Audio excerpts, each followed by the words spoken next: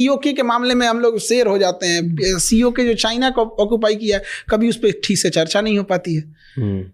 सेला tunnel का उद्घाटन करने जाते हैं, चाइना विरोध कर देता है। क्या मतलब बनता है?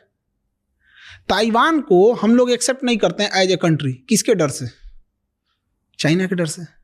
क्यों डरते हैं? ये हम थोड़े डर रहे हैं जो बैठे हैं लोग डर रहे हैं। लोग हम तो कह रहे हैं काहे डर रहे हैं भाई। बट आपको क्या लगता है क्यों डर है? कुछ तो रीजन होगा तभी।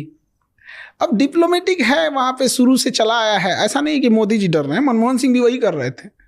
तो कई बार हम लोग ये कहते हैं ना, तो लोगों को लगता है कि नहीं ये कर रहे थे, वो भी वही कर रहे थे। तिब्बत चाइना ने कब्जा कर लिया था। पंचशील समझौता लेके जवाहरलाल नेहरू घूम रहे थे, चाइना ने पीठ पे खंजर मार दिया।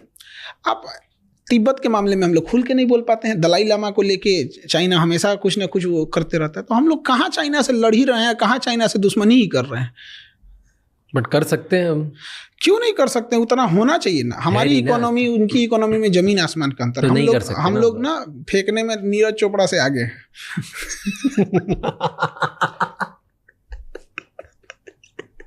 क्या फेंकने में अगर ओलंपिक में बांसबाजी में होता ना तो गोल्ड मेडल हम ही लोग का रहता है। वो कोई छीन ही नहीं सकता था। आदमी टेंशन फ्री रहता, चल भाई ओलंपिक में एक तो अपना फिक्स है, हमसे ज्यादा कौन फेंकेगा। अजीब अजीब हाल है। इकोनॉमी की हालत दुर्दशा है। इंडस्ट्रियलाइजेशन अब कहाँ चला गया किसी को मतलब ही नहीं होती है। जीएसटी का कोई और छोर नहीं है, किस चीज पे लगा दिया जाएगा जीएसटी का। अब देखिए मेडिकल इंडस्ट्रीज की बात कीजिए।